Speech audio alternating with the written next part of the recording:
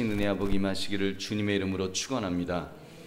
오늘 여러분과 함께 나눌 말씀은 등잔의 위치가 주는 의미, 등잔의 위치가 주는 의미라는 제목입니다. 여러분, 오늘 본문은 등잔을 차려놓는 방식, 즉 등대 설치 방법을 말씀하고 있습니다. 한번 그림을 보시면, 그림 나오죠? 그 그림을 보시면 언뜻 보면 성막의 구조를 설명하시려는가 싶지만 그것은 아니고요, 레위인의 역할을 말씀하면서 잠깐 언급된 내용입니다.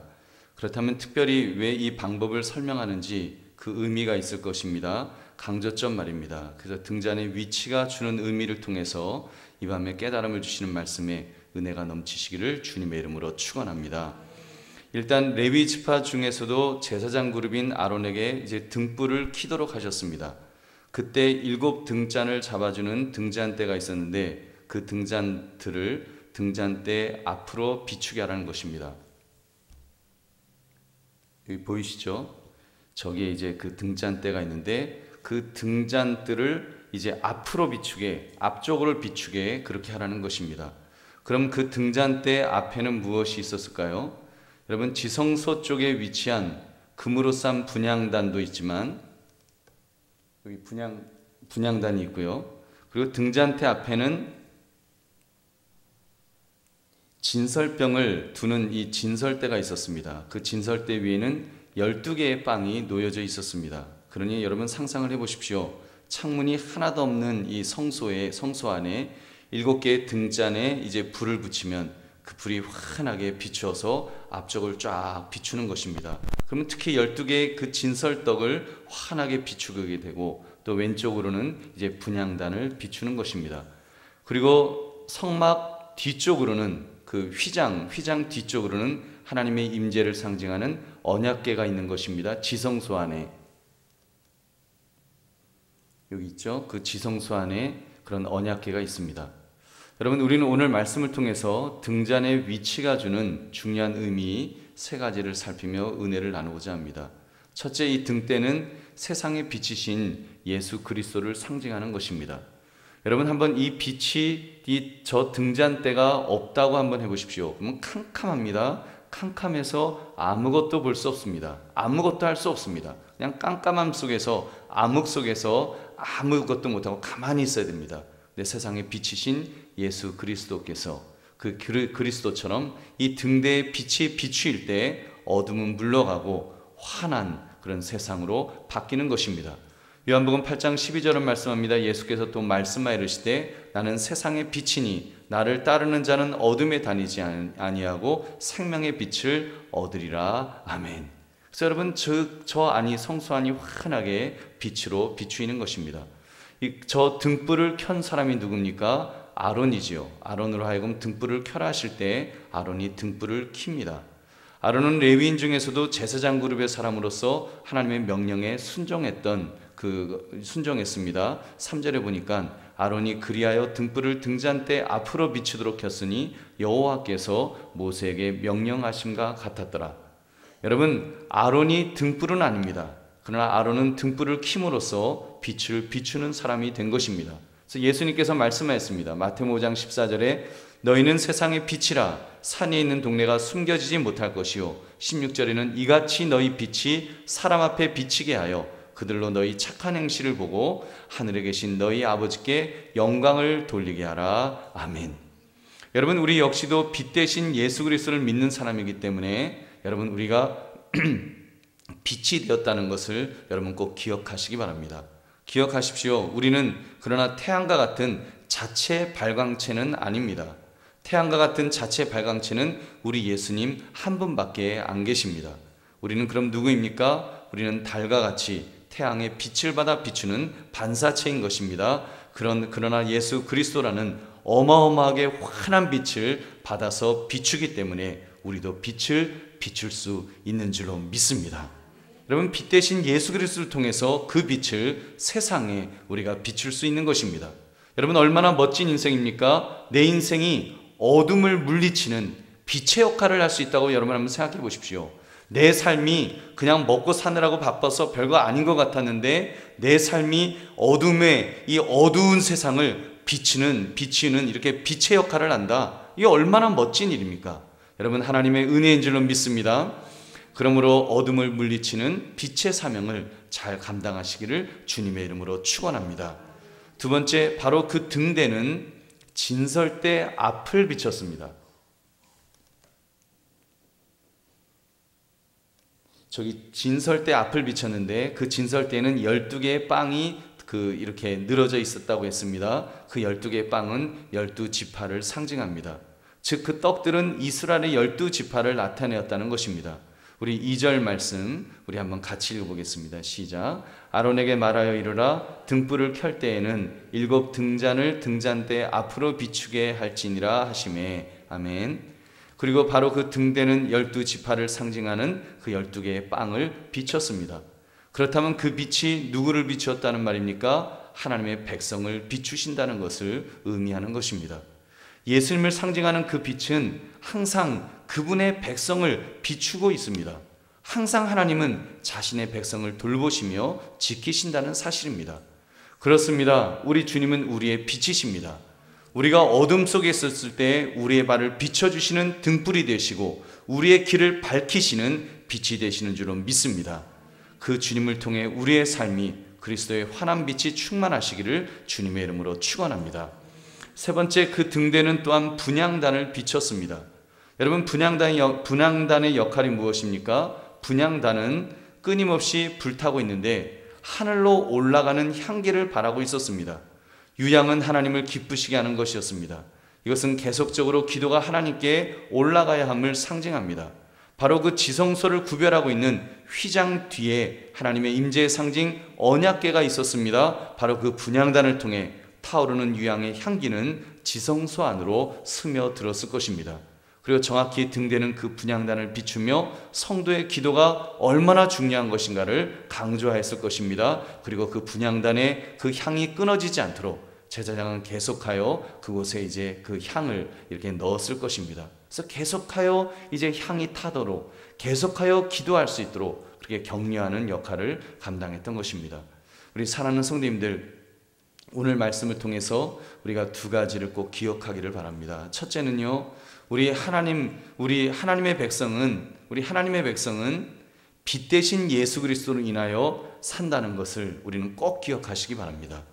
우리는 어둠 속에 있었습니다. 우리는 어둠이었습니다. 지금도 예수 그리스도가 아니라면 우리는 정말 어둠 속에 있을 수밖에 없는 그런 존재입니다. 여러분, 우리의 마음에는요, 아무리 착한 사람도 우리의 마음에는 늘 죄악이 있습니다. 죄악의 그늘이 있는 거예요. 죄악의 어둠이 있는 것입니다.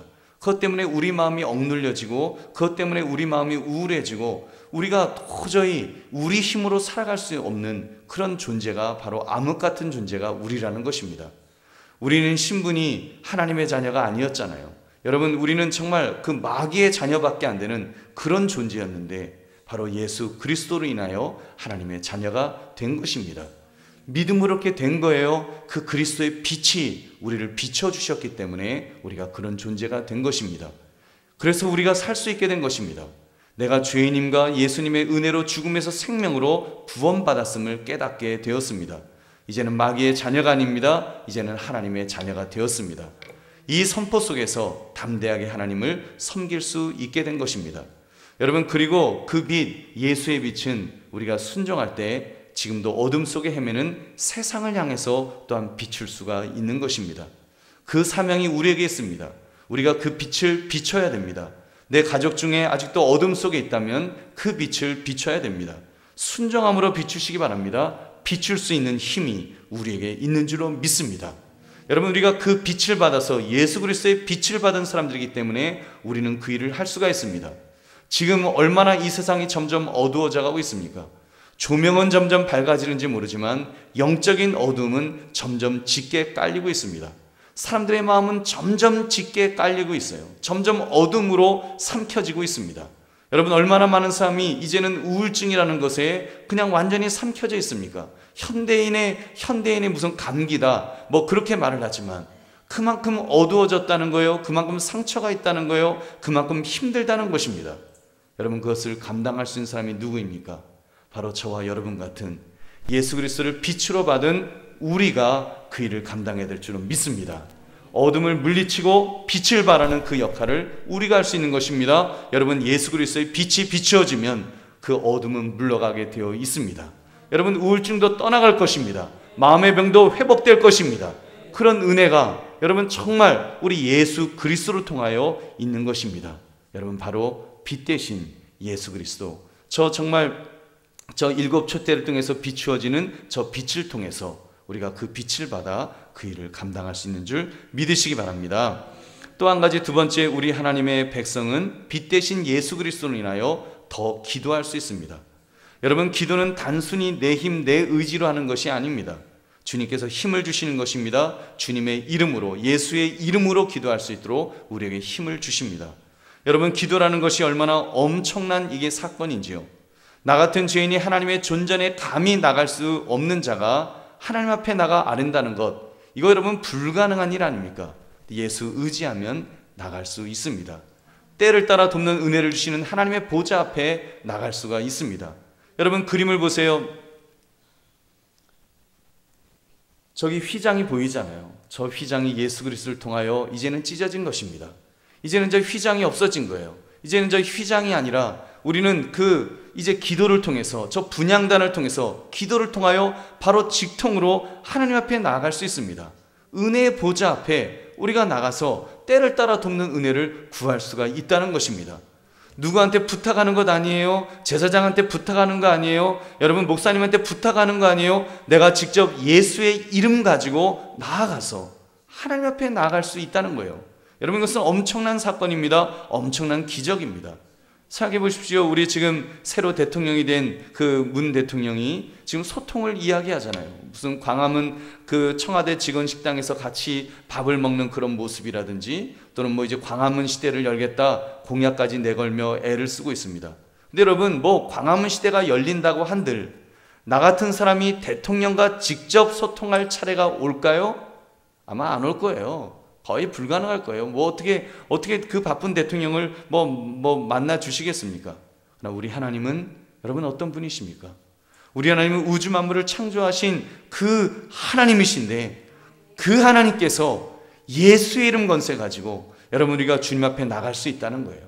바로 분향단에서 그 향이 올려지듯이 우리가 기도를 통해서 하나님 앞에 나갈 수 있는 거예요. 여러분, 이것이 얼마나 놀라운 일입니까? 또 그렇게 하나님 앞에 나갈 수 있도록, 향을 올릴 수 있도록, 기도할 수 있도록 주님께서 빛을 비춰주시니 여러분, 이것이 얼마나 은혜입니까? 주님이 우리로 하여금 그렇게 할 수 있도록, 기도할 수 있도록 우리에게 힘과 능력을 주시는 줄로 믿습니다. 그래서 여러분, 저 성막의 그 모습을 보면 성막에 있는 저 중요한 4가지가 있잖아요. 여러분, 성막 속에 지금 저렇게 있는 금촛대가 있고, 빛을 비추는 촛대가 있고, 백성들을 상징하는 지금 그 진설대가 놓여져 있고, 옆에는 기도를 할 수 있는 분향단이 있고, 바로 그 휘장 사이에 지성소가 있는데, 지성소에는 지금 법궤가, 언약궤가 있어서, 하나님을 상징하는 언약궤가 있어서 그 속으로 우리가 갈 수 있도록 여러분, 주님께서 빛을 통해서 우리에게 격려하시고 힘을 주신다는 것입니다. 바로 기도를 통해서 말입니다. 여러분, 얼마나 귀한 것이에요. 여러분, 이 기도를 활용하시기를 주의 이름으로 축원합니다. 그래서 우리 믿음의 사람은 기도할 수 있는 것입니다. 그래서 믿음으로 기도하면 하나님께서 응답하여 주시는 것입니다. 여러분, 이 그림을 볼 때 기도가 얼마나 하나님께 가까이 갈 수 있는 통로인지 여러분, 우리 주님께서 성막을 통해서 하나님께서 보여주신 거예요. 여러분, 지금 저 분향단과 그리고 그 언약궤 사이에는 그냥 그 휘장 하나만 있는 거예요.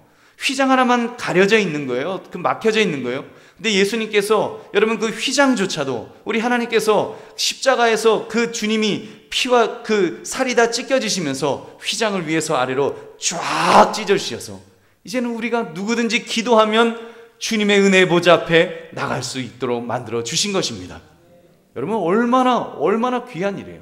우리가 지성소에 우리가 직접 들어간다니까요. 1년에 한 번 대제사장만 들어갈 수 있었던 그곳에, 대제사장 보고 대신 가달라고 했던 그곳에 우리가 직접 가서 하나님 앞에 기도할 수 있는 이런 놀라운 특권을 우리에게 주신 것입니다. 여러분, 이 특권 마음껏 활용하시기 바랍니다. 그러므로 등잔대를 통해서 우리를 비추시고 우리에게 기도를 격려하시는 하나님의 은혜를 진하게 느끼시기를 주님의 이름으로 축원합니다. 우리 함께 기도하겠습니다. 우리 첫 번째로 기도할 것은 여러분 우리 주님 앞에 이런 기도했으면 좋겠습니다.